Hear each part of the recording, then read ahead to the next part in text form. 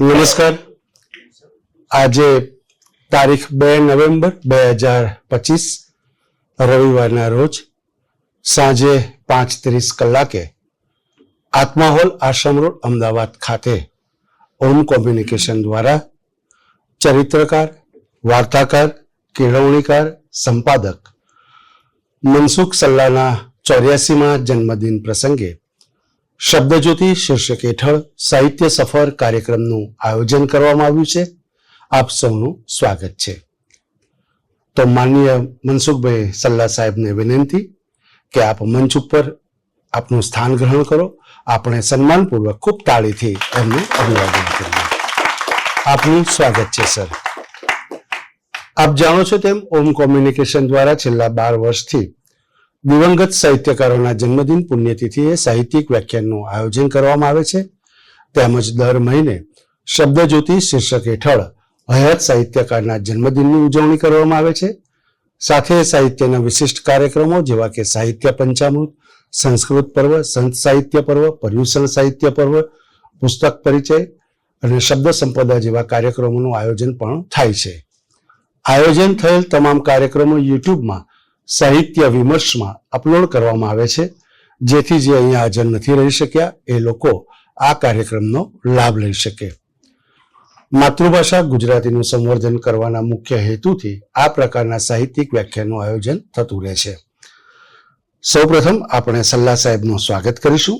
હું માન્ય શ્રી હર્ષદભાઈ ત્રિવેદી સાહેબને વિનંતી, આપ સલ્લા સાહેબનું સ્વાગત કરો.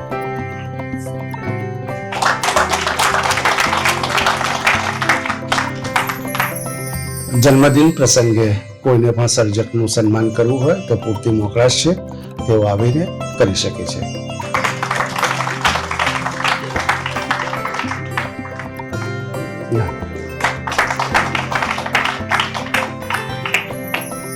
હવે કાર્યક્રમની રૂપરેખા કંઈક આ પ્રકારે રહેશે. માન્ય શ્રી સલ્લા સાહેબ 90 મિનિટ પોતાના જીવન કવન વિશે વક્તવ્ય આપશે. ત્યારબાદ સમયની અનુકૂળતા હશે, સર્જકની ઈચ્છા હશે, પૂછવા લાયક પ્રશ્નો હશે તો પ્રશ્નોત્તરી પણ કરીશું. તો ખૂબ સન્માનપૂર્વક ખૂબ તાળીઓ સાથે સલ્લા સાહેબને વિનંતી, આપ આવો અને વક્તવ્યનો પ્રારંભ કરો. સ્વાગત છે સર. મુરબ્બી અને અમારા પરમ સ્નેહી બોરીસાગર સાહેબ, એટલા બધા પરિચિતો, મિત્રો, શુભેચ્છકો બેઠા છે, પણ હર્ષદભાઈ, વિકેશભાઈ, આ બધાના નામ લે, જોશી સાહેબ, મણેકભાઈ, આ એવી એક તક છે અને ઘટના છે કે માણસને પોતાની વીતેલી જિંદગીની વાત કરવાનું બહુ બધાને ગમતું હોય છે. તો 83 વર્ષ થયા. ઉમાશંકરે કહ્યું છે એમ ખબર જ ન રહી કે એમ જ ગયા. ના, ખબર રહી હતી. ઉમાશંકરને ખબર હશે જ. ઉમાશંકર તો કશું ભૂલતા નહોતા. પણ કવિ લખે તો વીતેલા વર્ષો કોઈક ને કોઈક નિશાની મૂકતા જાય છે. જે ઘટના બહુ જ મહત્વની હોય, બહુ જ અસરકારક હોય, આપણા ચિત્તને સ્પર્શી ગઈ હોય, એ ઘટના કોઈક અસર, કોઈક નિશાની મૂકતી જાય છે. એ આપણા ઘડતરમાં, વિકાસમાં અથવા તો અટકાવવામાં ફાળો આપતી હોય છે આવી ઘટનાઓ. મોટે ભાગે સારી વાતો જ આપણે જાહેરમાં કરીએ છીએ. જે આપણને પ્રતિકૂળ નીવડ્યું હોય એ ભાગ્યે જ વાત કરીએ છીએ. બીજું, આ જે મનીષભાઈ તમે જે રીતે નામ આપ્યું હોય, પણ શબ્દ જ્યોતિ એટલે કે અહીં બધા નથી આવી શકતા. જેમણે શબ્દ સાથે કામ પડ્યું અને એની જેટલી જ્યોતિ મેળવી શક્યા એની વાત અહીં કરવાની છે. એટલે શબ્દ જ્યોતિ. એ સંદર્ભે કેટલીક વાત અહીં કરવાની છે. હું લગભગ 85 થી 87 મિનિટ બોલીશ, એ મારી ધારણા છે. તો સૌથી પહેલા તો મનીષભાઈનો આભાર માનવો જોઈએ કે એમણે મને આવી તક આપી. આવું જ્યારે આપણે પોતાના વિશે કહેતા હોઈએ ત્યારે ઘણું બધું સૂઝે, પણ હું જે અત્યારે વાત કરવાનો છું એ મારું જે કંઈ લખાયું છે એનું સ્વરૂપ ગમે તે હોય, એ જે કંઈ લખાયું એમાં જે જીવન ઘટનાઓએ કે કાર્યક્રમોએ કે મારા કાર્યોએ જે ભાગ ભજવ્યો હોય એ સંદર્ભ હું લઈશ. એટલા પૂરતો જ જીવન સંદર્ભ ખુલ્લો એમ હું ઈચ્છું છું. જેમ વૃક્ષ છે એના માટે એવું કહેવાય છે કે એટલું જ ઊંચું થાય ને ફાલે જેટલા એના મૂળિયા ઊંડા અને વિસ્તરેલા હોય. માણસનું પણ આવું જ હોય છે.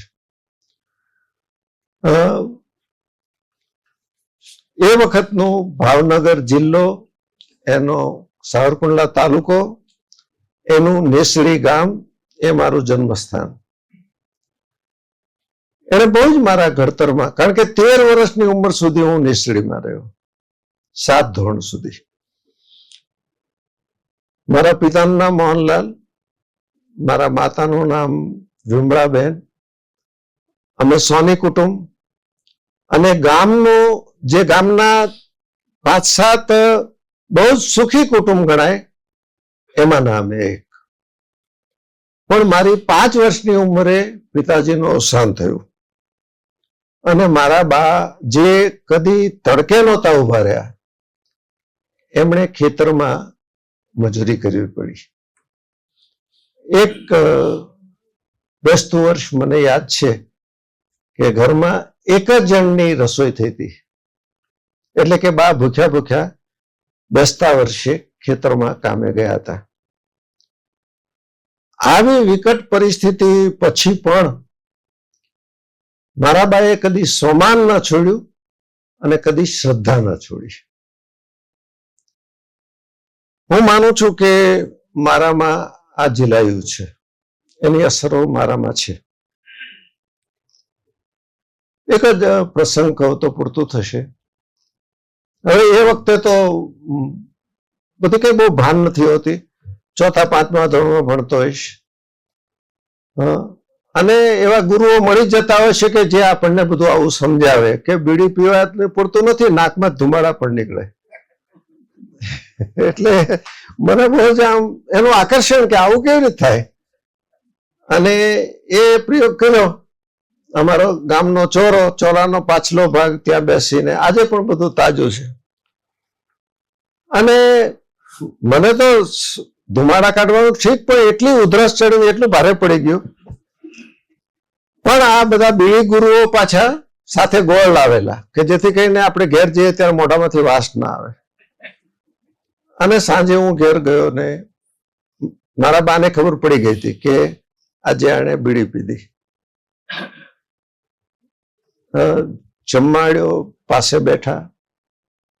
હવે એ કાળે મારવું એ બહુ સ્વાભાવિક હતું કે સમજાવવા પહેલા મારવાનું થાય. અને મારા બા કઈ ખાસ ભણેલા નહોતા, માનસશાસ્ત્ર તો વાંચ્યું જ નહોતું. પણ હું બરાબર જમી ગયો, પાણી પીને પછી મને કે બેસ અહીંયા. અને એક જ વાક્ય એમણે કહ્યું, તારા બાપુજીની હયાતી નથી, તારે કેવા થવું એ તારે નક્કી કરવાનું છે. આ એક જ વાક્ય એમણે કહ્યું. આજે લગભગ 77-78 વર્ષ પછી મને બરાબર યાદ છે.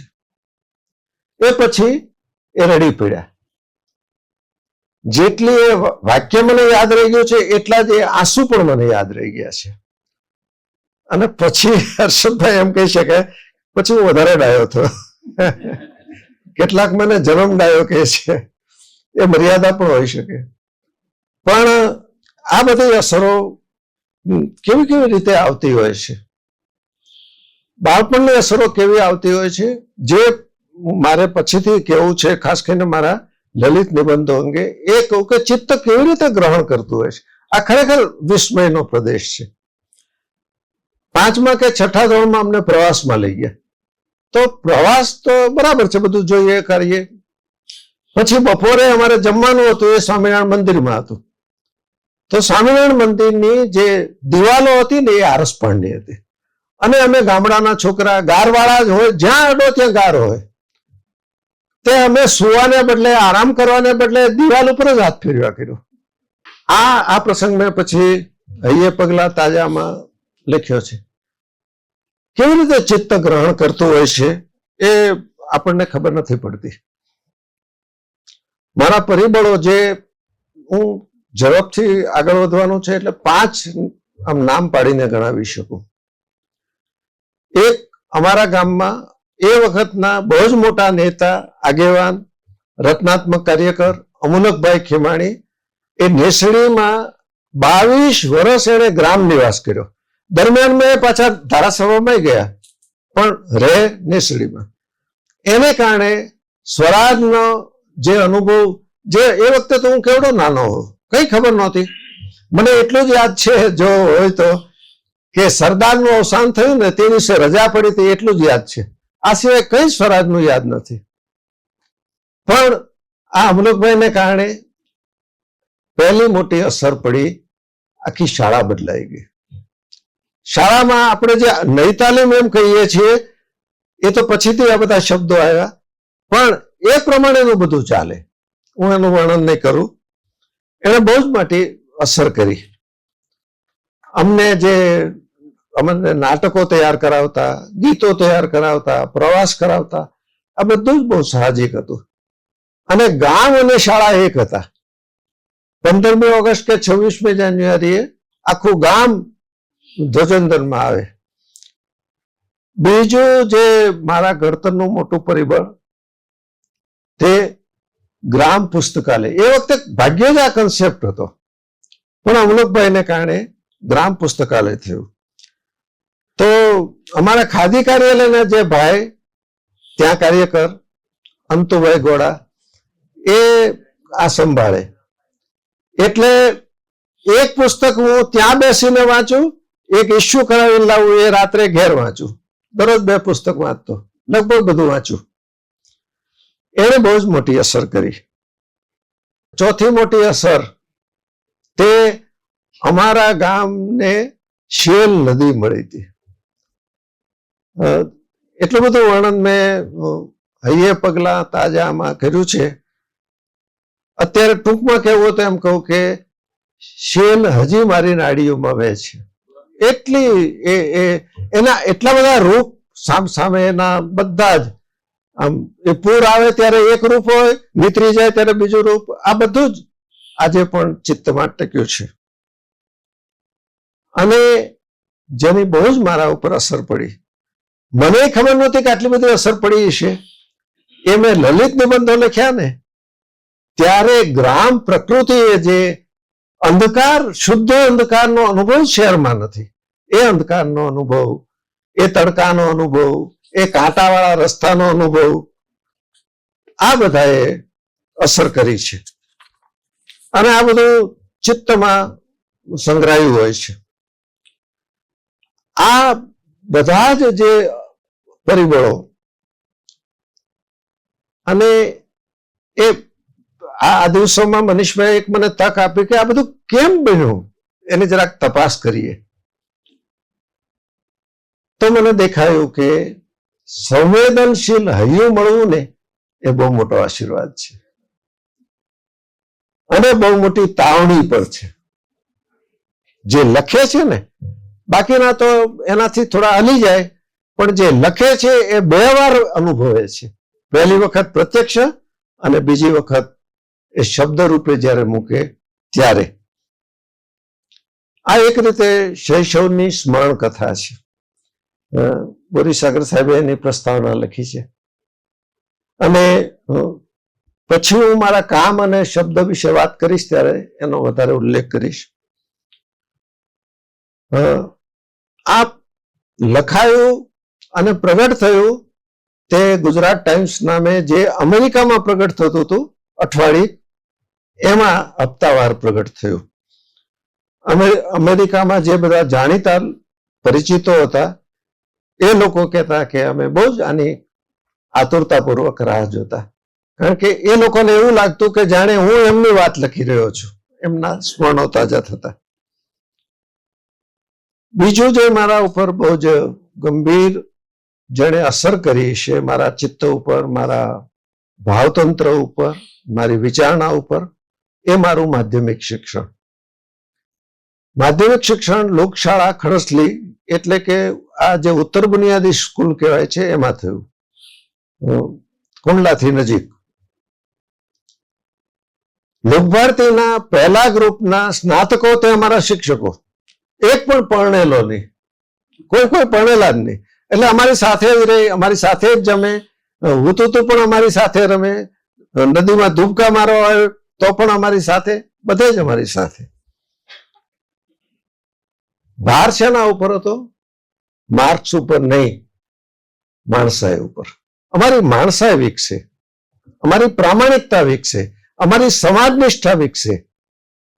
અમે એક જ શબ્દમાં કહીએ તો સારા માણસ થઈએ, એની માટે સવારથી સાંજ સુધીના તમામ કાર્યક્રમો. અને એટલા જ પરાક્રમી, એટલા જ સાહસિક, એટલા જ પ્રયોગશીલ આ બધા શિક્ષકો. અમારા એક ગુજરાતીના શિક્ષક હતા તે કે એક ચોપડી વાંચવામાં શું વળે? આખો લેખક વાંચો. આખો લેખક એટલે આખા શરદ બાબુ, આખા મુનશી, આખા દર્શક, કોક આખો રવા દેસાઈ વાંચે.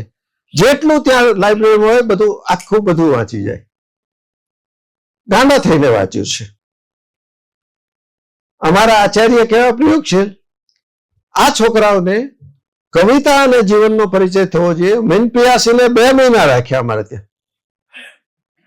2 મહિના મીનપિયાસી રહ્યા, દરરોજ 1 કલાક કવિતાની વાત કરે. અમે 90 જણ હતા, 62 જણ કવિતા લખતા હતા. 3 જણ ટીક્યા, પછી બધા ખરી પડ્યા. આ જે વાતાવરણ મળ્યું એની અસર કેવી હતી, એક નાનો પ્રસંગ કહીને આપણે આગળ વધીએ. 6 માસિક પરીક્ષા હતી. જયંતિભાઈ અંધારિયાએ અમને પેપર ને ઉત્તર વહીને બધું આપી દીધું હતું. હવે અમારે લખવાનું શરૂ કરવાનું હતું. અને ગૌશાળાએથી ગોવાળ દોડે આવ્યો અને જયંતિભાઈ ને કહ્યું કે નિરણ બહાર પડી છે. હું માનું નિરણ શબ્દ જાણીતો છે. નિરણ બહાર પડી છે, વરસાદ અંધાર્યો છે, હમણાં પલળી જશે, એને અંદર મૂકવી પડશે. તો જયંતિભાઈ કે જઈએ આપણે, તો આપી દો બધું પાછું. તે અમે બધું પાછું આપી દીધું, ઉત્તર વહીને પ્રશ્ન પેપરને. દોડીને ગૌશાળાએ પહોંચ્યા. અંદર મૂકી રહ્યા માંડ, ત્યાં ધોધમાર વરસાદ તૂટી પડ્યો, પલળતા આવ્યા. અને અમે જમવા માટે ગયા ને તો સુખડી ઉમેરાઈ ગઈ હતી. આ જો કેવી રીતે વિદ્યાર્થીઓને કેળવાય છે. રાત્રે દરરોજ પ્રાર્થના થાય, પ્રાર્થના પછી હાજરી પુરાય અને પછી સૌ પોતાનું કામ કરે. તો જયંતિભાઈ બેઠા હતા, બીજા શિક્ષકો હતા. એ કે પેપર અત્યારે રાખી દઈએ, તો કીધું રાખી દઈએ. તો રાત્રે 8 થી 10 પેપર લખ્યું. પેપર રાત્રે લખ્યું. એની કરતા મારે એ કહેવું છે,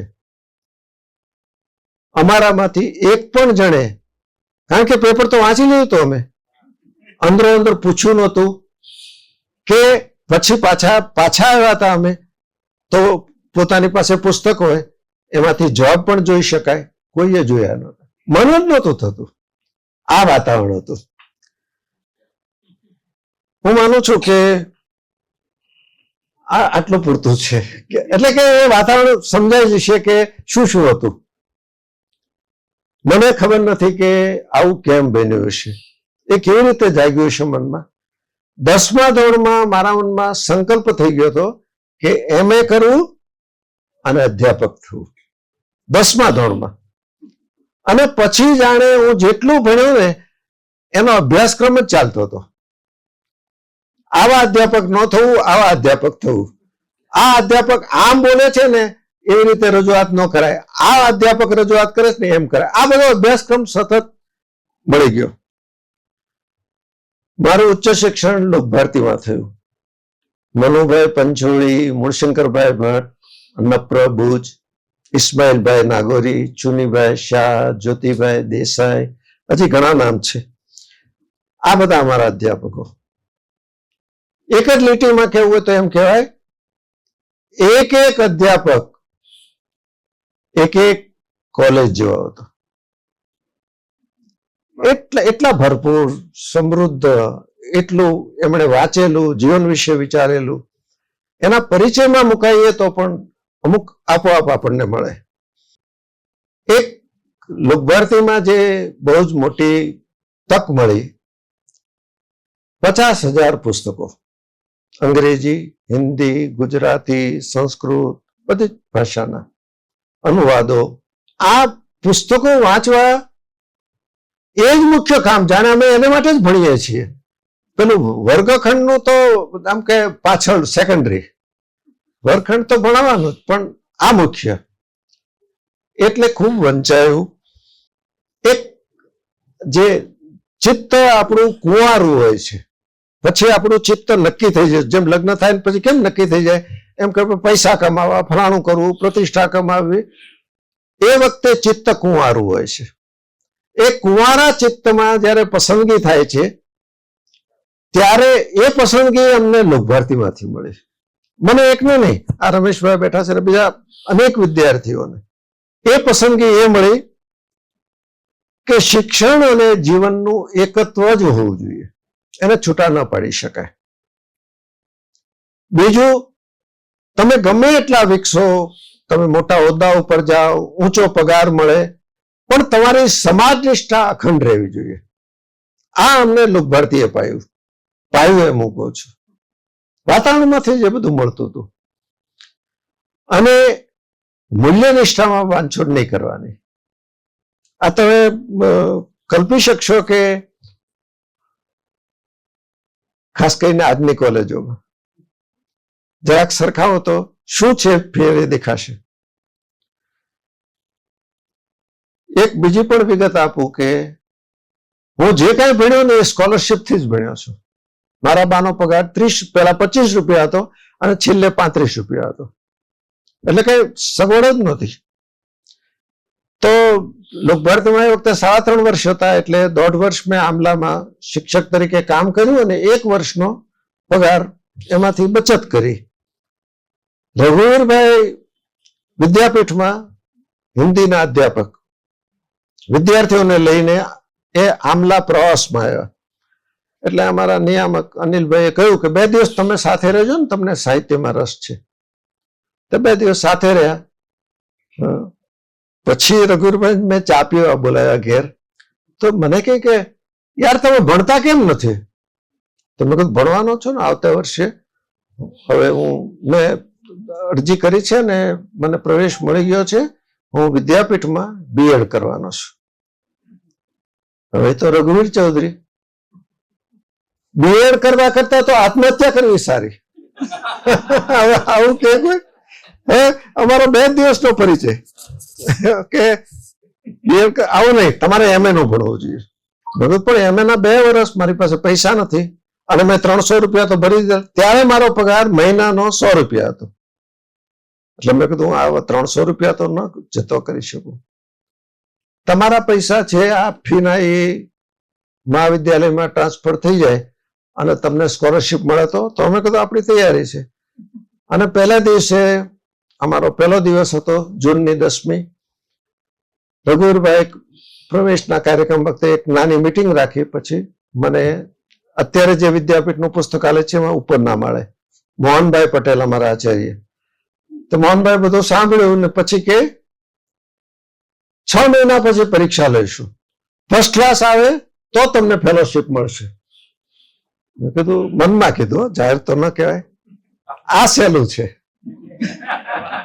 આપણે કરશું. અને ફર્સ્ટ ક્લાસ પણ આવ્યો ને ફેલોશિપ પણ મળી.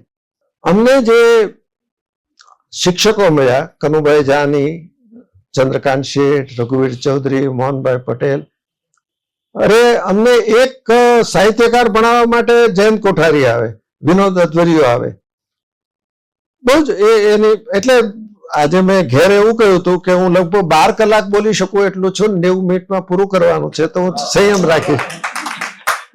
રાખીશ. વિદ્યાપીઠનું સમૃદ્ધ પુસ્તકાલય એનો બહુ જ લાભ લ્યો. એટલે કે 12 વાગે અમે જમીને, સવારની કોલેજ હતી, દાખલ થઈએ, સાંજે પટાવાળો કે ભાઈ મારે જવાનું છે, હવે બહાર નીકળો, ત્યારે બહાર નીકળવાનું. અમારા અધ્યાપક બોલે કે આ વાંચવા જેવું છે, બીજે દિવસે વાંચીને જ ગયા હોઈએ. મેં આખા ઉમાશંકર, આખા રાવી પાઠક, આખા આનંદ શંકર, એનું જેટલું વિવેચન હતું એ બધું વાંચ્યું હતું.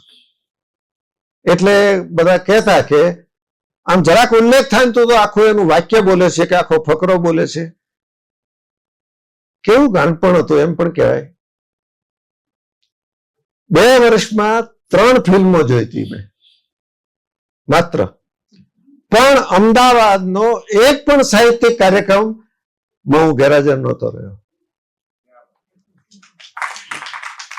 જાણે કે આને માટે જ છીએ આપણે, એવો ભાવ હતો. 3 મોટી ઘટનાઓ મારા જીવનમાં 1967માં બની. 28મી મેએ મારું MA નું પરિણામ આવ્યું, હું ફર્સ્ટ ક્લાસ ફર્સ્ટ આવ્યો. 1લી જૂને હું લોકભારતીમાં અધ્યાપક તરીકે મને નિમણૂક મળી, અને 3જી જૂને મારા લગ્ન થયા. મારા પત્ની કલ્પનાબેન એ લોકભારતી આવ્યા પછી સ્નાતક અને BEd થયા હતા. એટલે બહુ જ આ બધા વિશે વાત કરી શકાય, પણ આપણે એ નથી કરવું, માત્ર ઉલ્લેખ કરીને. મારા 3 બાળકો ત્યાં જ જન્મ્યા, લોકભારતીમાં જ. 2 બાળકો એ ત્યાં જ સ્નાતક થયા અંગ્રેજીમાં. હવે હું મારી કામગીરી ઉપર આવું. લોકભારતીમાં કામ કરવું એ વખતે આમ એટલું નહોતું કે આપણને નિમણૂક મળી ગઈ ને આટલો પગાર મળશે. પગાર તો અમારો બધા કરતા, અને જો હું વિદ્યાપીઠમાં રહ્યો હોત તો UGC નો સ્કેલ મળત, એટલે કે લગભગ 3જા ભાગનો પગાર મળતો. પણ એ કઈ ભાન જ નહોતું, કઈ ખબર જ નહોતી, એવી કોઈ અપેક્ષાઓ જ નહોતી. 36 વર્ષ એટલે કે અડધા આયુષ જેટલું મેં લોકભારતીમાં કામ કર્યું. 1967 થી 2003. એમાં 82 સુધી અધ્યાપક રહ્યો અને પછી આચાર્ય રહ્યો. આ અનુભવ, જેમ મેં કહ્યું કે મારા ગામ નેસડીના અનુભવો, તે કેવી રીતે આમ ચિત્તમાં હતા અને લખાઈ જ ગયા, અને હૈયે પગલા તાજા રૂપે જન્મ્યા. એમ આ અનુભવ જે લોકભારતીના છે, માત્ર લોકભારતીના અનુભવ કહું ને તો પણ 90 મિનિટ ઓછી પડે એમ છે. એટલા બધા અનુભવ છે. પણ એ અનુભવ એક વખત હું હર્ષદભાઈ ત્યાં કઈક ખબર નથી આ નિમિત્ત કયું હતું, પણ જમવા ગયો અને મેં એમને 2 પ્રસંગ કીધા. મેં કે આ તમારે લખવું જ જોઈએ. પણ મેં કીધું આમ ખરેખર આ એવા પ્રસંગો છે? તો કે ના ના, લખો જ તમે. આવા જે ધક્કા મળી જતા હોય ને, એટલે મેં લખ્યા. એના વિશે પ્રકાશ ન શાહે કહેલું, આ પુસ્તક પ્રગટ થયું ત્યારે, કે નાનાભાઈ ભટ્ટનું ઘડતર ને ચણતર, મનુભાઈ પંચોળીનું સદભી સંઘ, જે સંસ્થા કથા છે, પણ એ રીતે વ્યક્તિ કથા ને પોતાની પણ કથા છે, અને આ તમારું અનુભવની એરણ પર. આ ત્રણેય જો કોઈક એકવાર સળંગ વાંચે ને તો એને સમજાય કે લોકભારતીની શિક્ષણ પરંપરા એટલે શું. એવું આ પુસ્તક છે, એવું એમણે કહેલું. નારાયણ દેસાઈએ આની પ્રસ્તાવના લખી છે, અને એમાં લખ્યું છે કે મનસુખભાઈના કર્મો, વિચાર યાત્રા અને લેખનને છૂટા પાડી શકાય એમ નથી. અને હું પણ અનુભવું છું કે એ બધું સાથે જ ચાલ્યું છે.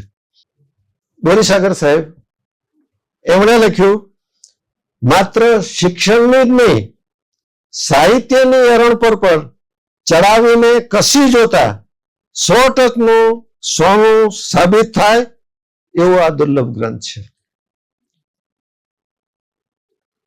આવું કંઈક પ્રમાણપત્ર મળે ને એટલે વળી પાછો નવું લખવાનો ધક્કો મળતો હોય છે. એમાંનો એક જ પ્રસંગ કહું. હવે અમારે ત્યાં તો સહશિક્ષણ અને અમારા બુદ્ધ દાદાએ જે કોઈ મુખ્ય માણસ થાય ને અધ્યાપન મંદિરમાં, મહાવિદ્યાલયમાં, બીએડમાં, એ બધાને ભલામણ શું કરે, ભાઈ તમે બહેનોના છાત્રાલય સાથે સંબંધ કાયમ જાળવી રાખજો, તો પ્રશ્નો ઓછા આવશે. સહશિક્ષણ હોય એટલે પ્રશ્નો તો આવે જ, પણ એમણે શું કહ્યું, મુખ્ય માણસોએ બહેનોના છાત્રાલય સાથે સંબંધ જાળવવો.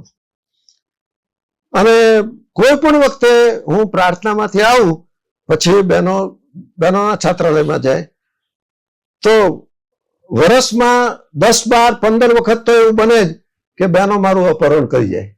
અને પછી હું કહું કે પણ મારે કારણે કલ્પનાબેન પણ ભૂખ્યા હશે, તો કે અમે કહી આવીએ છીએ, હવે તમને નહીં વઢે. તો મેં જાહેર કર્યું કે 8મી મે 2003 ને દિવસે હું ભોજન, સાંજનું ભોજન અમદાવાદમાં કરીશ, હું જઈશ.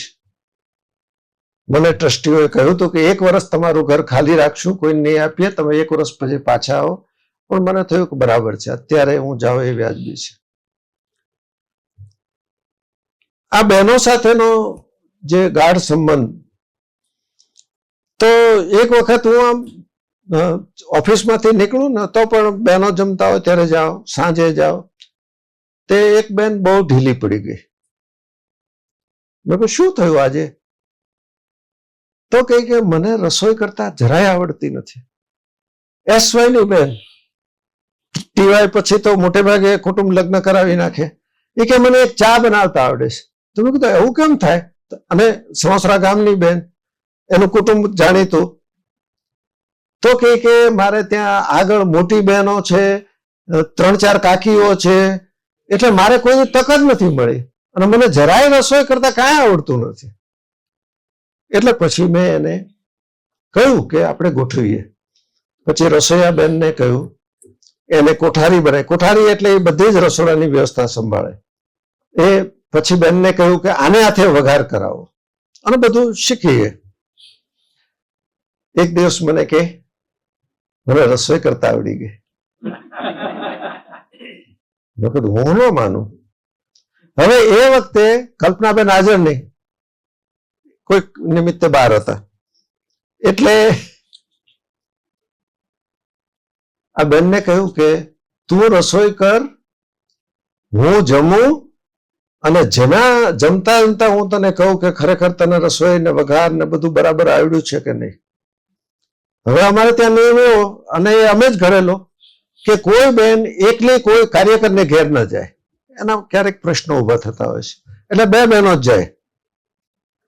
કલ્પનાબેન તો નહોતા, એટલે પછી અને અમારે ત્યાં રસોડા, અમારે મોટે ભાગે એ વખતે તાળાએ નહોતા મરાતા. એટલે અમે રસોઈ કરી હોય ને પછી અમે ફરવા જઈએ ને તો ઘેર આવીએ ને પાછા ત્યારે ચિઠ્ઠી હોય, ફરી વાર રસોઈ કરજો.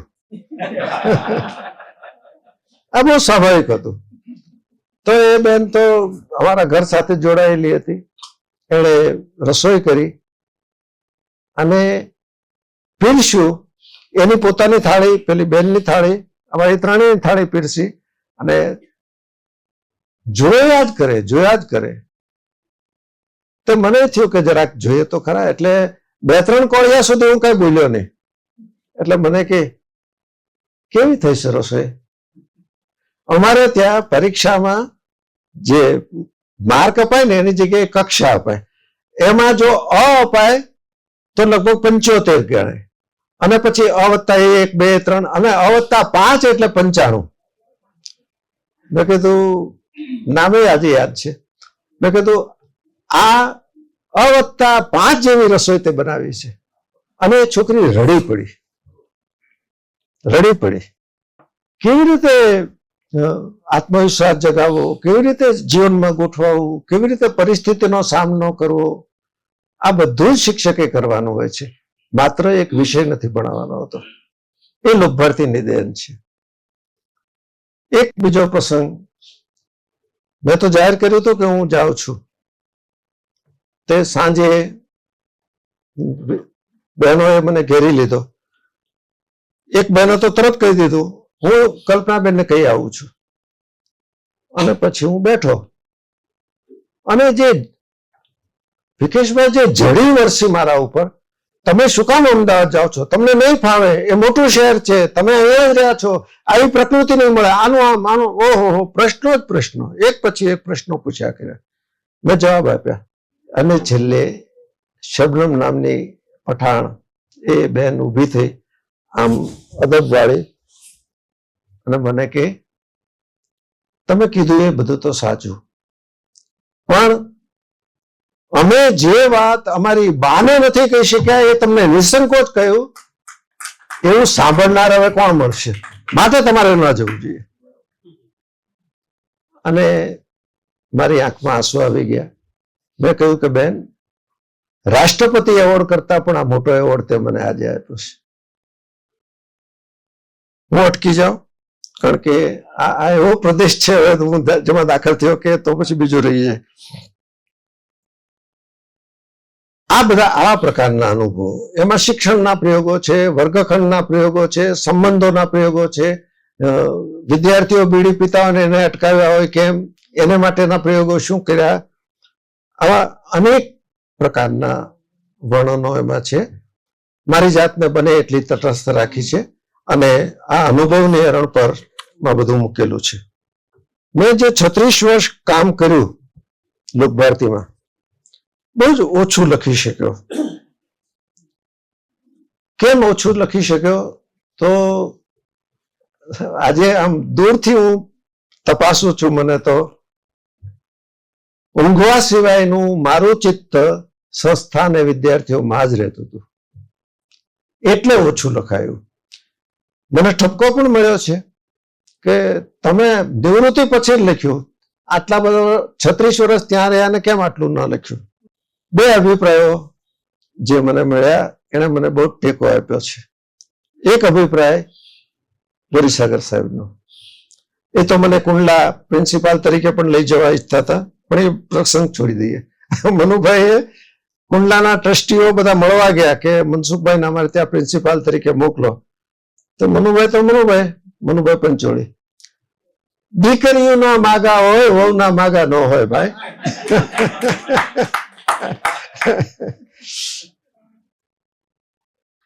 પણ બોરીસાગર સાહેબે એકવાર મને વાતમાં કહ્યું હતું, લોકભારતીને કારણે વિદ્યાર્થીઓ અને સંસ્થાને જે લાભ થયો ને એનું મૂલ્ય તમારા લખવા કરતા પણ ઘણું મોટું છે. અને ચંદ્રકાંત શેઠ, મારા અધ્યાપક ગુરુ, તમે ભલે ઓછું લખી શક્યા હો, પણ સંસ્થા માટે બધું હોમી દેવું એનું મૂલ્ય ઘણું મોટું છે. આ બે અભિપ્રાયોથી મને બહુ જ આમ એવું નથી થયું કે ના મેં કઈ ખોટું કર્યું. ઉમાશંકર કે બીજા બધાને વાંચ્યા, સતત વાંચતો રહ્યો. વિવેચનના પણ લગભગ 25 લેખો થયા છે. ઉમાશંકરભાઈએ પ્રતિભા અને પ્રતિભાવ નામે એક વિશેષાંક સંસ્કૃતિનો કરેલો. લોકભારતીમાં એ આવે એટલે એને કારણે પરિચય, એટલે મને એમણે કહ્યું કે તમે એક કોઈક વિશે લખો. એટલે મેં હસમુખ પાઠકનો, એની બહુ જ જાણીતી કવિતા છે, એક ગુજરાતી સાહિત્યની પણ ઉત્તમ છે, અંત ઘડીએ અજામિલ, એના વિશે મેં લખ્યો લેખ, બહુ નિરાતે લખ્યો. એની 2 લીટી છે ને એના માટે 1 અઠવાડિયું મેં કાઢી હતી, કોઈ રીતે આમ મારા મનમાં ગોઠવાય જ નહીં. અને એકવાર હું ઓફિસથી ઘેર જતો હતો ને એનો જવાબ મળી ગયો કે આનો અર્થઘટન આવું થાય. પછી એ અંક તો બહાર પડ્યો. ચંદ્રકાંત શેઠ મળ્યા ઉમાશંકરભાઈને, એટલે ઉમાશંકરભાઈ કે આ અંકમાં જે 5 ઉત્તમ લેખ છે ને એમાંનો 1 લેખ મનસુખ સલ્લાનો છે. આપણે ધન્ય થઈ ગયા કે ઉમાશંકરભાઈ નું આટલું પ્રમાણપત્ર મળે. પણ પાયો આ છે કે જે શબ્દ પાડીએ એમાં અસ્પષ્ટતા ન હોવી જોઈએ, એમાં અધૂરાપણું ન હોવું જોઈએ, અને જે મૂળ વાત છે એને જ પ્રગટ કરવાની છે. આ કાયમ મારા મનમાં સ્પષ્ટતા રહી. નિબંધો લખવાનું મેં લગભગ લોકશાળાથી એટલે કે માધ્યમિક શાળાથી શરૂ કરેલું, પણ કઈ ગંભીરતા નહોતી. આમ યાદ આવે ને મોજ આવે ને લખાઈ જાય એવું જ હતું. મેં લોકભારતીના પાછલા ગાળામાં ચરિત્ર નિબંધો લખવાનું શરૂ કર્યું, અને એમાં એક ચરિત્ર તે અલીભાઈ કલીવાળા, એ બહુ પછી પ્રખ્યાત થયું. તો એ નવની સમર્પણમાં છપાયેલું, અને રાજકોટમાં ગુજરાતી સાહિત્ય પરિષદનું અધિવેશન હતું. સંપાદક નવની સમર્પણના ઘનશ્યામ દેસાઈ એ મને મળ્યા. એટલે ઓળખતા નહોતા, પણ મેં મારો પરિચય આપ્યો એટલે બહુ રાજી થયા. થોડીક વાતો કરી પછી મને કે મનસુખભાઈ લખવાનું ચાલુ રાખજો. અને પછી એમણે કહ્યું, અમને મોટા નગરમાં રહેનારાને ખબર જ નથી કે ગ્રામ પ્રદેશમાં કે ખૂણાના પ્રદેશમાં આવી ઝવેરાત છે, માટે તમે લખતા રહો. આમાં એક બીજું પણ નિમિત્ત બન્યું હતું.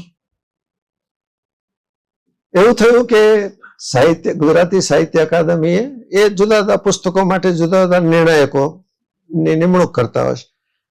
ચરિત્ર સાહિત્યના 58 પુસ્તકો મને મોકલી આપ્યા અને કહ્યું કે 20 દિવસમાં તમે એવોર્ડ માટેના નામ પસંદ કરીને મોકલજો.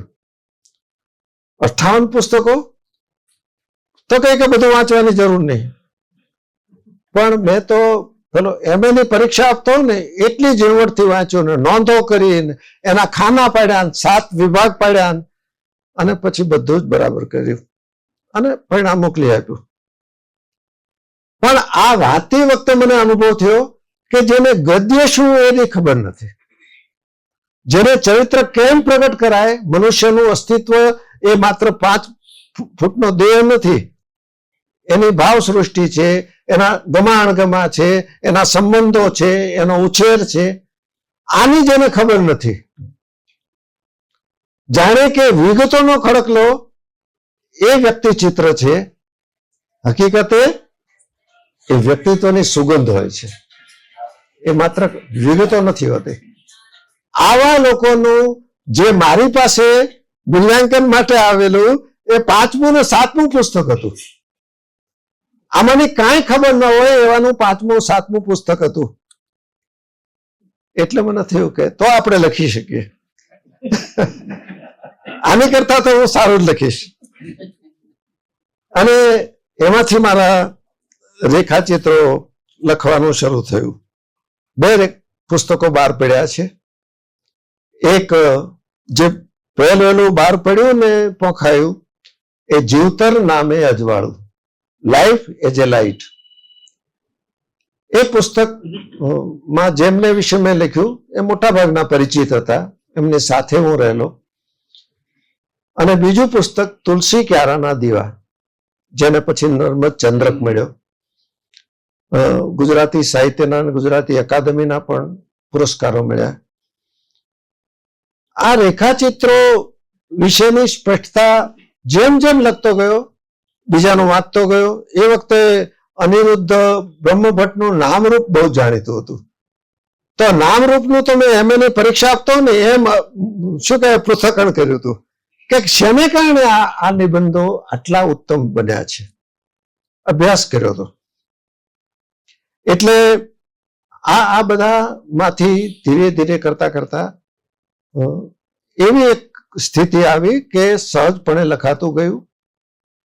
હવે એક ત્રીજો સંગ્રહ થાય એમ છે રેખાચિત્રોનો. જીવી જાણ્યું જેણે, એવા માણસો મળ્યા છે. એક સ્પષ્ટતા પણ કરવી જોઈએ કે એ મને ટીકા રૂપે પણ કહેવાયેલું, કેમ તમે મનુષ્યની નબળી બાજુ વર્ણવતા નથી? આમ ક્યારેક ઉલ્લેખ કરું, પણ કેટલાક લેખકો બહુ રાજી ખુશીથી લાંબે પટે મર્યાદાઓ વર્ણવતા હોય એવું હું નથી કરતો. કારણ કે મને મનુષ્યના શુભ તત્વમાં જ રસ છે. મનુષ્યનું શુભ અશુભ તત્વ છે જ, દરેકમાં છે, પણ શુભ તત્વને ઉપસાવવું એ મારી સમજ રહી છે. માણસ ભલે સામાન્ય હોય, પણ એવા સામાન્ય માણસોમાં જે આપણને ઝવેરાત જોવા મળે, જીવનની જે ઊંચાઈ જોવા મળે, એમની મૂલ્યનિષ્ઠા જોવા મળે, એને પ્રગટ કરવી એ મારું લક્ષ્ય રહ્યું છે. આખી જિંદગી શિક્ષણનું જ કામ કર્યું. શિક્ષણ વિશે પણ 2 પુસ્તકો લખાયા, મનુષ્યત્વની કેળવણી અને પાયો અને પુનર્રચના. આ 2 પુસ્તકોમાં, અને સાથે જ ઉલ્લેખ કરી દેવો જોઈએ, ગાંધી વિચારનું મારું પુસ્તક ગાંધીની નજરે દુનિયા એ પ્રગટ થયું છે. આ લેખો કેમ લખાયા? આ લેખોને લખવા માટેનો ધક્કો કયો હતો? એક તો વર્તમાન કાળમાં ગાંધી જે રીતે ઘસાતા હતા, ભૂસાતા હતા, ભૂસવાનું રીતસર આયોજિત કામ થતું હતું, એનો જાણે કે જવાબ આપવાનું મને મન થયા કરતું હતું. આમ રહેવાય નહીં કે આ આટલી હદે તમે વિકૃત રીતે રજૂ કરો છો. એટલે એના જવાબમાંથી ગાંધીજી વિશે લખવાનું બન્યું. લોકભારતીમાં મેં જે કામ કર્યું, બહુ જ બધી વાંચવાનું પણ ખૂબ બન્યું, તપાસવાનું બન્યું. જે બધા મૂલ્યો આપણે સાંભળતા હોઈએ, વાંચતા હોઈએ, એ અમલમાં જ્યારે મુકાય ને ત્યારે આપણી કસોટી થતી હોય છે. એ એટલું સહેલું નથી હોતું. વિદ્યાર્થી, જેમ કે હું 22 વર્ષ આચાર્ય રહ્યો. આ બિલકુલ અતિશયોક્તિ વગર કહું છું. માત્ર હું 3 વખત જ ગુસ્સે થયો છું. આ કેમ બન્યું? કારણ કે મારા આચાર્ય મૂળશંકર ભટ્ટ હતા. મૂળશંકરભાઈને કોઈએ ગમે તેવી પરિસ્થિતિ હોય, અને પરિસ્થિતિ એટલે તમે આમ ઊંચા નીચા થઈ જાઓ, ભડકો થઈ જાઓ, એવી પરિસ્થિતિમાં પણ અડોલ, સ્વસ્થ, શાંત. આ મારા આચાર્ય. એમની હું બહુ નિકટ હતો. હર્ષદભાઈ, ક્યારેક દર્શક દાદા મારી ઈર્ષ્યા કરતા કે તમને મૂળશંકરભાઈ વધારે ગમે છે. પણ આવા ગુરુજનો હતા. એટલે વિદ્યાર્થીઓ સાથે કામ કેમ કરવું,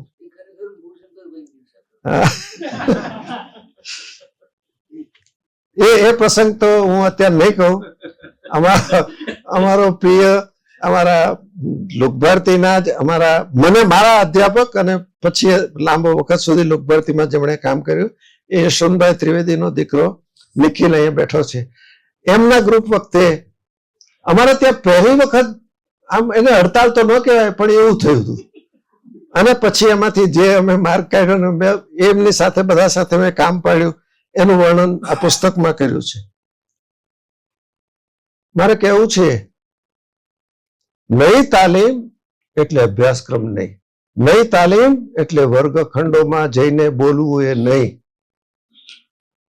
થોડાક આમ તેમ કાર્યક્રમો એ નઈ તાલીમ નથી.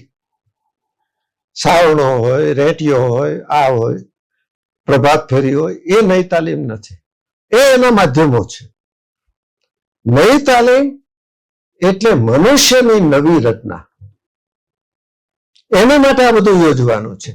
તમે જો આ બધું યોજો ને મનુષ્યની નવરચના કરવાનું છે ભૂલી જાઓ, તો એ નઈ તાલીમ જ નથી.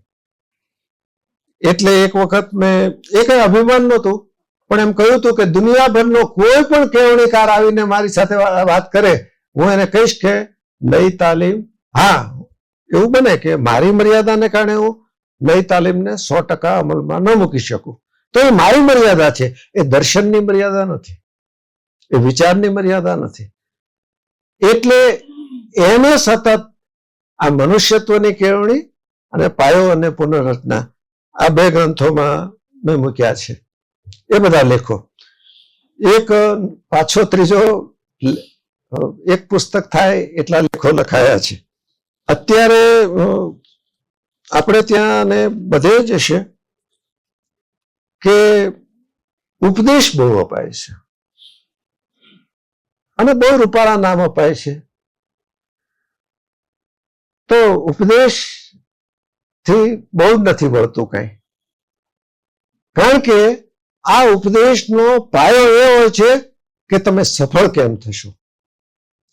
તપાસવું ને કહેવું તો એ જોઈએ કે જીવનની સાર્થકતા એટલે શું. સફળતા તો કોઈ પણ રીતે મળે, અયોગ્ય માધ્યમો દ્વારા પણ મળી જાય છે. સફળ થવું એ જીવનનો અંતિમ ઉદ્દેશ નથી. એટલે મારા 5 પુસ્તકો એવા લખાયા છે કે જે જીવનના મર્મોને પ્રગટ કરતા હોય. ધર્મની સુગંધ, સત્યના દીવા, જાત સાથે વાત, વયસ્કતાનો વૈભવ અને જાત સાથે જાત્રા. આ બધા પુસ્તકો મોટિવેશનલ અભિનિવેશથી મેં નથી લખ્યા. એવો કોઈ અભિનિવેશ નહોતો. અને સફળતાને બદલે સાર્થકતા હોય તો આ લેખો લખતી વખતે એક ભાન મને સતત રહ્યું કે તું અન્ય માટે લખે છે એની કરતા પોતાની જાત માટે જ વધારે લખી રહ્યો છે. આ જેટલું બીજાને લાગુ પડે છે એટલું આપણને પણ લાગુ પડે છે. આ અર્થમાં ઉપદેશક બન્યા વિના આ 5 પુસ્તકો લખાયા છે. 2024 સમક્ષ નામનો જે સાહિત્ય પરિષદે એક વિશેષાંક કે પુસ્તક બહાર પાડ્યું, એમાં રતિલાલભાઈ બોરીસાગરે આનું અવલોકન કર્યું છે અને એમણે એમ કહ્યું છે કે આ મૈત્રી ભર્યું માર્ગદર્શન છે, એવું એમણે ટાઇટલ આપ્યું છે. આ અર્થમાં હું આને જોઉં છું કે જે કંઈ લખીએ આપણે એ એટલા માટે નહીં કે પ્રતિષ્ઠા મળશે, એટલા માટે નહીં કે એની નકલો કે એની આવૃત્તિઓ વધારે થશે. એક નવો જ પ્રવાહ, કેવી રીતે આપણું ચિત્ત ક્યારેક પ્રવૃત્ત થતું હોય છે. કુમારના તંત્રી પ્રફુલ્લ રાવળે મને એવું કહ્યું કે તમે થોડાક લલિત નિબંધો મોકલો કુમાર માટે. તો મને હતું કે 5-7 લખાશે. અત્યાર સુધીમાં 46 લખાયા છે. સતત લખું છું છેલ્લા 4 વર્ષથી. આ લલિત નિબંધ મેં આવી રીતે અગાઉ લખ્યા જ નહોતા.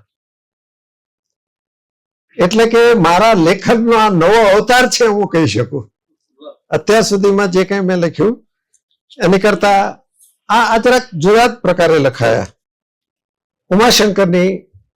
ઉમાશંકરનું એક અવલોકન એ હું ટાંકું તો વ્યાજબી થશે. એમણે સમસંવેદન નામનો જે એમનો વિવેચન સંગ્રહ છે એમાં નિબંધ વિશેનો એક નિબંધ છે, એમાં આ લખ્યું છે: ઉર્મી કાવ્ય, ટૂંકી વાર્તા, લઘુ નિબંધ, જેને એ લલિત નિબંધ, એ પ્રકારે અને આલંબને પૃથક જુદા જુદા હોવા છતાં કવિતાના જ 3 જુદા જુદા કલા કલેવરો છે. આ કવિતા જ છે. લલિત નિબંધ એ એક રીતે કલાનું, કવિતાનું જ રૂપ છે. લઘુ નિબંધમાં માનવ હૃદયની મૃદુતા, પ્રસન્નતા, વિશ્રબ્દતા એટલે કે વિશ્વસનીયતા અને આત્મીયતા વ્યક્ત થાય છે તે કવિની જ હોય છે. આવું ઉમાશંકરભાઈએ કહ્યું છે. આપણામાં જો આર્દ્રતા હોય, સંવેદના હોય તો આખી સૃષ્ટિ એવી છે કે જ્યાંથી આપણને સતત મળ્યા કરે. એક ધૂળનું રજકણ, એક પતંગિયાની પાંખ, એકાદ ખીલેલું પુષ્પ, સવાર કે સાંજ, મધ્યરાત્રિનો અંધકાર, એકાદ ખરતો તારો, બધું જ આપણને ભરપૂર આપી શકે એમ હોય છે. આપણામાં સંવેદનશીલતા અને આર્દ્રતા હોવી જોઈએ. એટલે અનેક વખત મને એવો અનુભવ થયો છે, એ મારા માટે બહુ આશ્ચર્ય પણ છે કે હું માત્ર લઈ લખાય જ જતું હોય. આ કેમ બને છે મને ખબર નથી, પણ અનેક વખત એવો અનુભવ થયો છે. એટલે કે આ પ્રકૃતિ ચિત્રો, મનુષ્યના ચિત્રો, મનુષ્યના ચિત્તમાં ચાલતા આટાપાટાના ચિત્રો એ કેવી રીતે આપણામાં જન્મે છે શબ્દ રૂપે?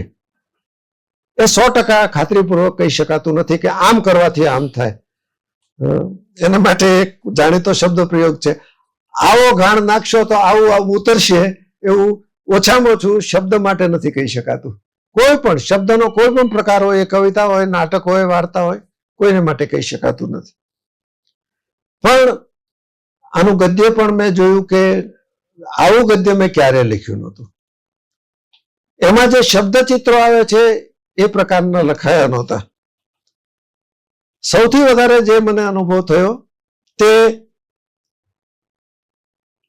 નિબંધમાં, એક લલિત નિબંધમાં પોતાની એક ગતિ હોય છે જેને સ્વૈર ગતિ કહેવાય. આમાંથી જે કોઈ લખતા હોય એ મને પછી એમનો પોતાનો પણ અનુભવ કહી શકે.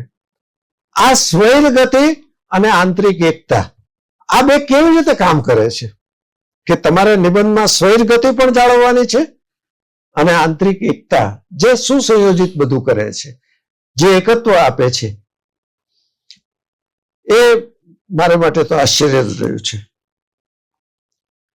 આમાં પણ ગુરુજનોના અભિપ્રાયો એ બહુ ધક્કો આપ્યો છે મને લખવા માટે. ચંદ્રકાંત શેઠ છેલ્લા દિવસોમાં, છેલ્લા વર્ષોમાં કંઈક 2-2.5 વર્ષ એવા હતા એમના કે વાંચી ન શકતા, આંખ બિલકુલ કામ ન કરતી. એટલે એમની દીકરી વંદનાબેન પાસે એમણે અદીઠ અણસાર નામનો કુમારમાં પ્રગટ થયેલો મારો નિબંધ સાંભળ્યો અને એમણે તરત ફોન કર્યો. મને કહ્યું કે બીજું ઘણું બધું કહ્યું, આખા નિબંધનું પૃથ્થકરણ કર્યું, પણ પછી એમણે એમ કહ્યું, તમારી સર્જકતાનો આ નવો જ ઉન્મેષ છે, તમે લખતા રહેજો.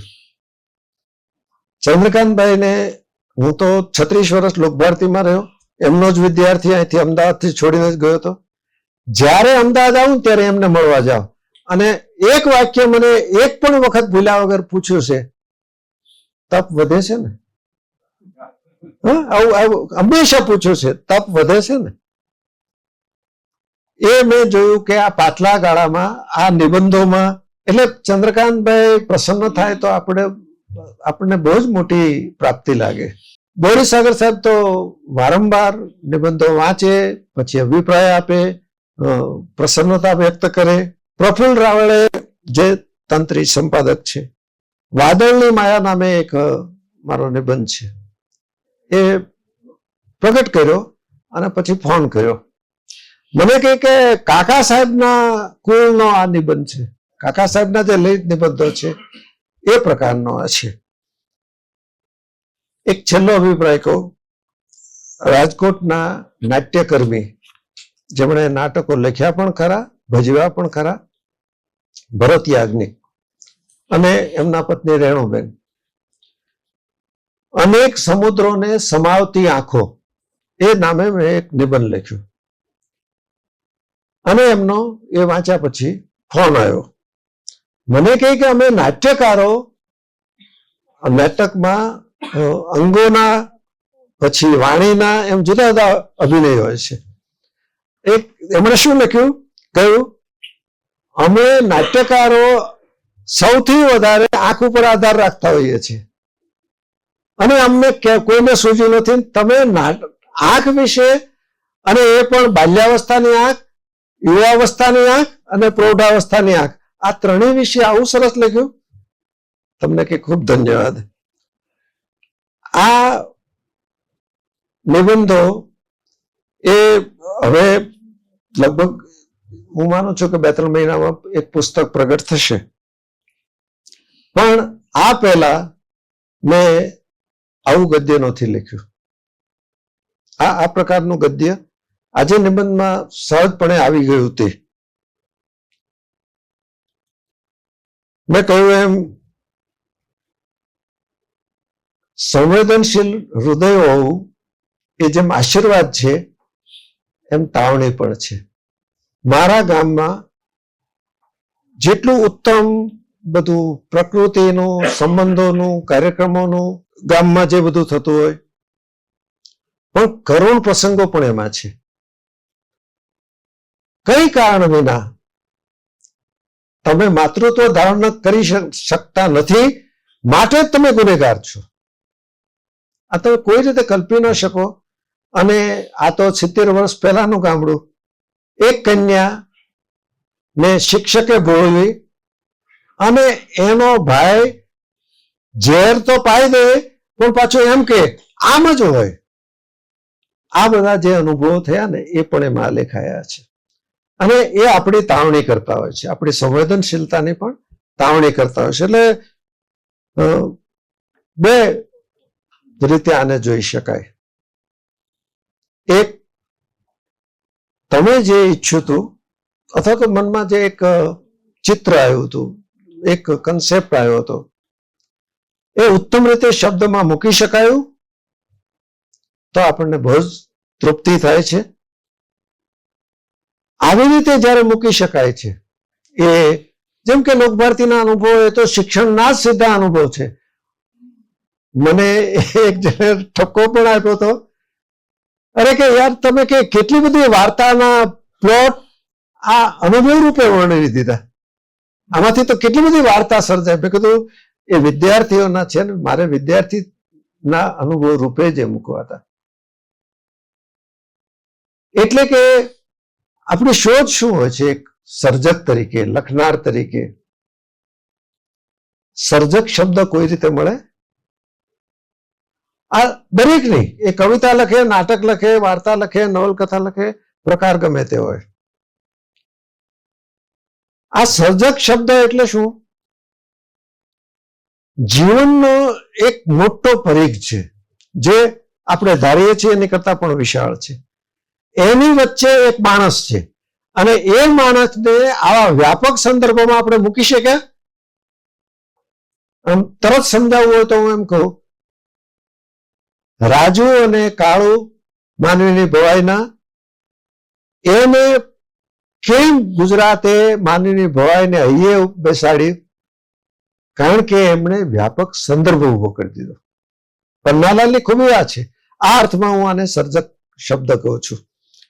એ જ્યારે સિદ્ધ થાય છે ત્યારે જે તૃપ્તિ મળે છે, મેં લગભગ 20-22 વાર્તાઓ લખી છે, એમાં પણ મને આ અનુભવ થયો છે કે પીડા કોકની છે, વેદના કોકની છે, ત્રાસ કોઈકની ઉપર ગુજારાયો છે, અભાવ કોઈકનો છે, અને એ આપણે અહીંયા એવી રીતે બેસે છે કે એને શબ્દમાં મૂક્યા વગર રહી શકાતું નથી. અને મુક્તિ વખતે ભરપૂર પીડા પણ આપણે અનુભવતા હોઈએ છીએ. આને હું સર્જક શબ્દ કહું છું. મેં થોડી વાત આપને કરી, એમાંનો એક ભાગ તે સંપાદનનો છે. આકસ્મિક જ આ બધું થયું છે, કઈ એવું કોઈ મનમાં નહોતું કે હું સંપાદક તરીકે પણ કામ કરીશ. પણ જેમ કે હું અહીંયા આવ્યો અને આપ કદાચ જાણતા હશો, અનિલ શાહ, જેમણે આગાખાનમાં કામ કરેલું ને પછી ડીએસસી સંસ્થા સ્થાપી, એ ગુજરાતની કમનસીબી છે કે અનિલભાઈ જેવી પ્રતિભાને પૂરેપૂરી ઓળખી નહીં અને પૂરેપૂરો પુરસ્કાર ન થયો. એ ગજુ હતું એમનું, જે 42ની જેલવાસની સ્થિતિમાં જ્યારે દર્શક દીપ નિર્વાણ લખતા હતા ત્યારે એમની સાથે જેલમાં હતા. અને ઉંમર કઈ હતી? 18 વર્ષ. છોકરો ત્યાંથી કેળવાયેલા. જેટલું ગ્રામ વિકાસમાં સમજે, જેટલું અર્થશાસ્ત્રમાં સમજે, જેટલું સાહિત્યમાં સમજે, એટલે એમના 3 પુસ્તકો મેં સંપાદિત કર્યા. જયાબેન શાહ, બહુ જ ગુજરાત આખામાં તમે આમ નજર નાખશો ને તો 8 કે 10 બહેનો જેવા છે કે જે કોઈ પણ પરિસ્થિતિનો જજુમીને સામનો કરે અને વિજય મેળવે. આપણામાંથી જે કોઈ જરાક મોટી ઉંમરના છે એ ચારુમતીબેન, યોદ્ધા ને એ બધાને ઓળખે છે, એ પ્રકારના જયાબેન. પણ જયાબેનની ખૂબી વજુભાઈને કારણે, એમના પતિને કારણે એ હતી કે એમણે સતત લખ્યું. કદાચ મનુભાઈ પંચોળી પણ એમાં નિમિત્ત બન્યા હોય. સતત લખ્યું, તરત પડઘો પાડે. આજે પડઘો જ નથી પડતો. તમે જુઓ, પગે લાગવાનું જ થાય છે. આટલું પૂરતું છે. આ સૌ પડઘો પાડતા. જયાબેન પણ એ પ્રકારના એમના લેખો, એક લેખમાં, છપાયેલા લેખમાં સરેરાશ 20 થી 40 ભૂલો હોય. આવું બધું આપણું છાપકામ. ક્યારેક એમ લાગે કે ખાદી જેવું જ જાડું. પણ એ બહુ સરસ કામ થયું. એક છેલ્લું જે સંપાદનનું મેં કર્યું તે દર્શક અને અનિલભાઈ શાહના પત્રોનું સંપાદન. બે પ્રાજ્ઞનો સંવાદ. બહુ સમય આપ્યો, લગભગ મારા 8 મહિના ગયા. પણ સંપાદનની દ્રષ્ટિએ એમાં ગુરુ બોરીસાગર સાહેબ આમ કાન પકડે ને તરત, આનું આમ હોવું જોઈએ, આનું આમ હોવું જોઈએ, સંપાદનમાં આ ધ્યાન રાખવાનું. એ આજીવન શિક્ષક છે, એટલે પ્રૌઢ શિક્ષણ પણ કર્યા જ કરે છે.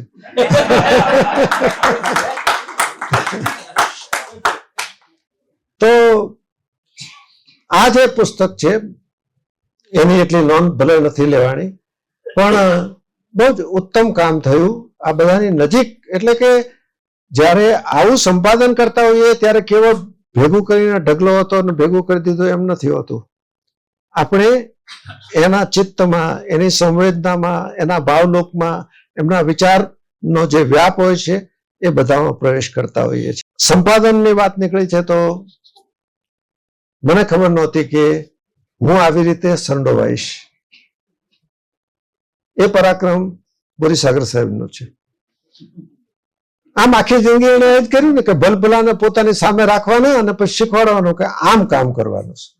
એ પાઠ્યપુસ્તક મંડળમાં એમણે કરેલું, એટલે એ બહુ એમને ફાવે. તે મને કહે કે આવો ને તમે, કે આપણે હુંદરાજ બલવાણી, હું ને તમે ત્રણેય મળી અને કામ કરીએ. તો કઈ ખબર નહોતી કે બાળ ગુર્જર બાળ વાર્તા વૈભવ, ગુર્જર કાવ્ય વૈભવ, એના 10 ભાગ તૈયાર કરવાના. કેટલી વાર્તા વાંચી એમાં કુલ વાર્તા મને લાગે છે કે 742 કે એવો કઈક આંકડો છે. એટલી વાર્તા છપાય છે. અમે વાંચી હતી કેટલી, લગભગ 6,000 કે 7,000. બહુ જ પરિશ્રમ કર્યો હતો કે આ આપણા, અને અમારી સામે બોરીસાગર જ્યારે અમે થાકીએ ને ત્યારે બોરીસાગર સાહેબ કે આપણે ધ્યાનમાં ગીજુભાઈ રાખો. ગીજુભાઈની કક્ષાનું આપણે આપવું છે. એ કામ પણ થયું અને સરસ કામ થયું. બેના 10 ભાગ બહાર પડ્યા. એક જે પોતાને માટે પણ કોઈ કામ એ સ્વવિકાસ માટેનો પણ નિમિત્ત બની જાય એવું કામ અત્યારે અમે કરી રહ્યા છીએ. 3 ભાગ બહાર પડ્યા, 4થો ભાગ પ્રેસમાં છે, 6 ભાગ બહાર પડશે. ગીતા એનું નિમિત્ત પણ હર્ષદભાઈ કહું રસ પડે એવું છે. ગુજરાત સરકારે, એટલે કે નરેન્દ્રભાઈ જ્યારે અહીંયા મુખ્યમંત્રી હતા ત્યારે કોઈક એક વખત વર્ષો પહેલા વ્યાખ્યાનમાં બોલ્યા હશે કે વિદ્યાર્થીઓને ગીતાનો પરિચય થવો જોઈએ. પછી તો ભૂલાઈ ગયું. એ ત્યાં ગયા દિલ્હી. પણ વળી કોઈકને યાદ આવ્યું છે કે આમ કરીએ તો સાહેબને સારું લાગશે, એટલે ગીતાવાળી વાત શરૂ થઈ ગઈ. અને એટલું બધું નબળું, એ જે એને હસ્તપ્રત હતી એટલી બધી નબળી, તે બોરીસાગર સાહેબને કોઈકે એમ કહ્યું કે જરાક જોઈ જાઓ ને. અને હું જાણીતો પ્રમાણમાં, એટલે મને મોકલ્યું કે આ કેમ લાગે છે. અને અમે મનુભાઈને ત્યાં એક બીજા નિમિત્તે મીટિંગ કરેલી અને અમે 2 જણ બળતરા કરીએ કે આવું નબળું તો નહીં હોવું જોઈએ, વિદ્યાર્થીઓ સામે આવું નહીં મૂકવું જોઈએ. મનુભાઈ બેઠા બેઠા સાંભળે. 20 મિનિટ પછી કે આટલી બધી બળતરા છે તો લખો ને તમે, ભેગું કરો ને તમે, સંપાદન કરો ને તમે. અને અમે સંપાદનમાં જોડાયા. એમ તમે સંકોચ વિના કહી શકો, માત્ર ગૌરવ નહીં પણ એક વ્યાપક દૃષ્ટિકોણથી પણ તમે કહી શકો કે આપણા વિદ્યાર્થીને જો ગીતાની સાચી સમજ હશે, ભલે સરળ રીતે પણ સાચી સમજ હશે, તો જીવનના યુદ્ધમાં એ પંખે લટકી જવાનું પસંદ નહીં કરે. 2 માર્ક ઓછા આવ્યા અને તૂટી નહીં જાય, વેપારમાં એકાદ વખત ખોટ ગઈ અને નાસીપાસ નહીં થઈ જાય. આ બળ ક્યાંથી મળે છે? એટલે આ 3 ભાગ તો એના બહાર પડ્યા છે. વિદ્યાર્થીઓની દ્રષ્ટિએ લખ્યું છે. અને એ પણ હું કહું, આજે જાહેરમાં પહેલી વખત એ જે સમજૂતી છે ને એ લખવાનું કામ સાહેબે કર્યું છે. અદ્ભુત છે. એટલે મેં કહ્યું હતું કે બોરીસાગરથી ઓછું કોઈ આટલી સરળ રીતે, આટલી સમજપૂર્વક, આટલા દ્રષ્ટાંત સાથે આવી સરસ રીતે લખી ન શકે. એટલી સરસ રીતે લખાયું છે. પણ પછી અમે તો માસ્તર, એટલે ગમે એટલું સરળ કરીએ તો પણ ગીતા એ તો ગીતા જ છે. એ કઈ આપણે માટે નથી, વિદ્યાર્થીઓ માટે નથી લખી, એટલે અઘરી જ પડે. એના તત્વ હવે કર્મ ને વિકર્મ ને અકર્મ એટલે શું, તમે કેવી રીતે સમજાવો? તો ભક્તિ એટલે શું?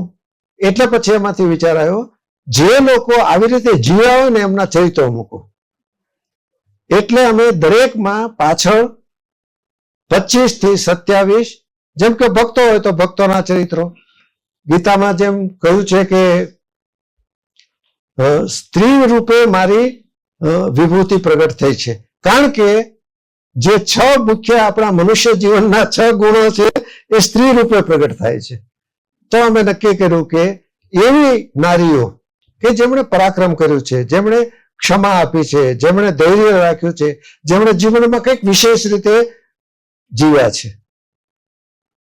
તમને એક જ ઉદાહરણ આપું. કેમ અમે કલ્પના વિલિયમ્સને પસંદ કર્યા? એ ગયા, પાછા આવતા હતા ત્યાં સુધી બધું સરખું ચાલ્યું, અને તૂટી પડે એવા સંજોગો હતા ને, યાન તૂટી પડે એવું હતું. એ વખતે એમણે ગીતા યાદ કરી અને એમ કહ્યું, એ પેરેગ્રાફ ટાંકવાના છીએ અમે, કે ગીતાએ મને બળ આપ્યું.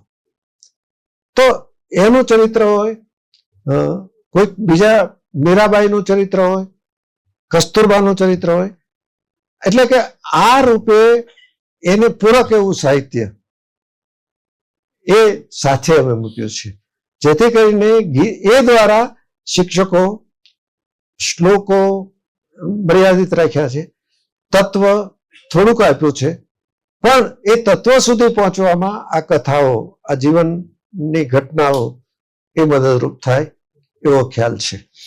હવે શું કરવાનું છે? 84 થયા, કઈ ઓછા નથી. અને નિમિત્ત તો એટલે મારા મનમાં જે સ્પષ્ટતા ઊભી થઈ, હવે હું શબ્દ સાથે જ કામ પાડવાનું, વધારે વધારે હરવા ફરવાનું, દિન પ્રતિદિન ઘટતું જવાનું. છેલ્લા 12 વર્ષથી અમે ગુજરાતી કેળવણી પરિષદ દ્વારા કોઈ પણ બોલાવે, આમ ભાન જ નહોતું ને કલ્પનાબેન નું યાદ નહોતું રહેતું કે ભાઈ ઘરમાં આપણે છે કોઈક, નીકળી જ પડતા હતા. હવે એ નહીં થાય. તો શબ્દની જ વધારે ઉપાસના કરવાની છે. અમે બંને, કલ્પનાબેનને હું, કોરોનામાં હોસ્પિટલમાં ગયા. એ વાતાવરણ એવું હતું કે દરરોજ અશુભ સમાચાર જ આવે, તો આપણા પણ આવી શકે, એ તો કંઈ પણ બની શકે. અને અમે પાછા આવ્યા અને ભાઈ બેઠા છીએ, અત્યારે અહીંયા છીએ. તો મને એમ થયું કે આટલા બધા અને કેટલા બધા આમ સગાઓ, મિત્રો, સાહિત્યકારો એ આપણે ખોયા. તો મને એમ થયું કે આપણને પાછા મોકલ્યા ને, તો એ કઈ એવો સાદો સીધો માણસ નથી ઉપર બેઠેલો કે જે પાછા મોકલે. તો ચોક્કસ એને આપણને અનિવાર્ય એવી શરત સાથે મોકલ્યા છે કે ભાઈ તું શબ્દનું હવે આવું કામ કર. એટલે મારે 2 નવલકથા લખવી છે. મનમાં કેટલાય વખતથી ઘૂંટાય છે. અમારા મિત્ર અશોકભાઈ, એમણે મને એમ કહ્યું કે તમે જો દર્શકનું જીવન ચરિત્ર ન લખ્યું તો એ ભૂલ નહીં, ગુનો હશે. તો આ પણ એક મારા મનમાં છે કે આ કામ મારે વહેલી તકે પૂરું કરવું. અને આ જે શબ્દ સફર છે એમાં એવા તો આપણા બધાના જીવનમાં કંઈક ને કંઈક બનાવ બન્યા હોય કે જે આપણને હલાવી મૂકે, નિરાશ કરી દે, થકવી નાખે. એમાં આપણો વાંક ન હોય ને આપણે જયારે કોઈ કોણી મારી જાય ને ત્યારે બહુ દુઃખ થાય છે, અને કોણી મારનારો હોય જ છે. વિદ્યાર્થીઓ પણ અમારે ત્યાં એક જણાએ બહુ સરસ કહ્યું હતું, અજરના ફાડિયા જેવા હોય છે. વિદ્યાર્થીઓ પણ જાત ભાતના હોય છે. તો કેમ હું સ્વસ્થ રહી શક્યો? આ વાત મને એમ થયું કે મારે છેલ્લે કહેવી જોઈએ. એમાં મને વિપશ્યના ધ્યાન પદ્ધતિએ બહુ બળ આપ્યું, બહુ જ બળ આપ્યું. ગમે તેવી કટોકટી ભરી સ્થિતિમાં પણ 15-20 મિનિટમાં હું બહાર નીકળી જાઉં છું, કોઈક વાર તો 5 મિનિટમાં. આપણને અણગમતું તો થતું જ હોય છે, પણ એમાંથી બહુ વહેલી તકે બહાર નીકળી જવાય છે. એટલે વિદ્યાર્થીઓ સાથે કામ પાડતી વખતે ભાઈ તમે બોલાવ્યા ને હું વ્યાખ્યાન કરવા આવ્યો અને મેં 2 વાત કરી, એમાં મારો કયો ગુનો છે? પણ એ બોલાવનાર આપણી સાથે એવો વ્યવહાર કરે ને કે ફરી વાર એને ત્યાં જવાનું મન ન થાય. એને માટે પ્રાર્થના કરી શકીએ કે ભગવાન આને સદબુદ્ધિ આપજે, તો આપણે તટસ્થ થયા કહેવાય. જેને આપણને પજ્યા હોય ને એના માટે પ્રાર્થના કરવી ને એ બહુ સારું છે. આ અર્થમાં મને વિપશ્યનાએ બહુ જ મદદ કરી છે, અને એને કારણે મેં જોયું કે માત્ર જીવનમાં નહીં, શબ્દમાં પણ હું શક્ય એટલો તટસ્થ થઈ શક્યો, શક્ય એટલો રંગાઈ જવાને બદલે તપાસનારો થયો, શક્ય એટલો એના રૂપને જેમ કે તમે નિબંધ લખો છો, તમે રેખાચિત્ર લખો છો, તો એનો એક રૂપ હોય છે, એનો એક આકાર હોય છે, એની એક ડિસિપ્લિન હોય છે. એને વફાદાર રહી શકાય છે. કેવળ તમે ધ્યાનમાં બેસો ત્યારે નહીં, એ તો થાય જ. આ અર્થમાં મને આ શબ્દ સાથે કામ પાડતી વખતે સર્જક શબ્દ સુધી લઈ જવામાં વિપશ્યનાએ પણ મને બહુ જ મોટી મદદ કરી છે. એ મારા બધા જ લખાણોમાં કોઈક ને કોઈક રીતે એનો સરવૈયું કાઢવું બહુ જ અઘરું છે, પણ હું જાહેરમાં એટલું કહી શકું કે એણે મને ઘણી મદદ કરી છે. મારે એ કહેવું છે કે વાત તો પોતાની કરવાની હોય છે, પણ જો તમારા જીવનમાં એવું કંઈક પણ હોય કે જે અન્યને ઓછામાં ઓછું વિચારતા કરે એવું છે, તો એટલું જ મૂકવું. અને એ રીતે મેં આજે આપ સૌની સામે મારી વાતો મૂકી છે. કોઈ અભિમાન નથી, પણ ગૌરવ જરૂર છે કે શબ્દનો સથવારો મળ્યો. એનો બહુ જ ગૌરવ છે કે શબ્દનો સથવારો મળવો એ જિંદગીનું મહાભાગ્ય છે, અને એ અર્થમાં ધન્યતા પણ છે. હવે જેટલા વર્ષો છે એમાં જેટલું થઈ શકે એટલું કામ લખવાનું થશે. અમારા મિત્રો બહુ હસતા હસતા કહેતા હોય છે, રીટા હું જમવા બેસું ને એટલે કલ્પનાબેન પૂછે કેમ છે, બરાબર છે? અને એ લગ્ન કરીને આવ્યા ત્યારથી તો આજ સુધી અખંડપણે પૂછ્યું છે, એટલે કે મને સાચવો છે. આ બહુ મોટું આપણું સદભાગ્ય હોય છે. મર્યાદાઓ, મતભેદ આવું તો બધું આવ્યા કરે છે, પણ એ થયું.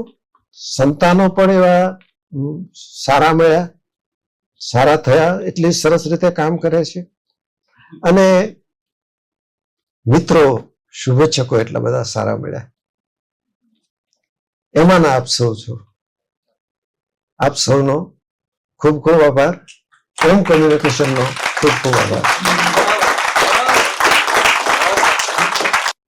માન્ય શ્રી સલ્લા સાહેબના જીવન કવન વિશેના વક્તવ્યથી આપણને કંઈ વિશેષ પ્રાપ્તિ થઈ હોય તો ખૂબ સન્માનપૂર્વક એમનું કાર્યથી અભિવાદન કર્યું. સલ્લા સાહેબ, આપનું વંદન, આપનો આભાર. આપ સૌ સમય ખર્ચીને આવ્યા એ માટે આપનો આભાર. આ કાર્યક્રમની નોંધ જે કે ગુજરાતી અંગ્રેજી અખબારો લીધી, એ તમામ અખબારોના તંત્રીશ્રી, રિપોર્ટરશ્રી, ફોટોગ્રાફરશ્રીનો આભાર. જેમનું નિમંત્રણ કાર્ડ કુરિયર કે વોટ્સઅપથી નથી મળતા તો તેઓ બહાર પોતાનો વોટ્સઅપ નંબર લખાવી શકે છે. તો એ માધ્યમ દ્વારા અમે આગામી કાર્યક્રમોની જાણ કરીશું. આપણે કેક કટિંગ અને સમૂહ ફોટો બાદ કાર્યક્રમ પૂર્ણ જાહેર કરીશું. બહાર આઈસ્ક્રીમની વ્યવસ્થા છે, એને ન્યાય આપશો. અરે વાહ,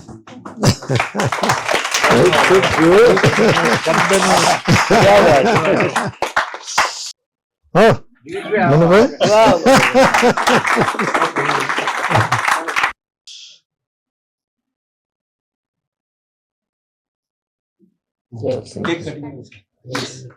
તમારે હાથે ના, ના, ના, સારું, ચાલો.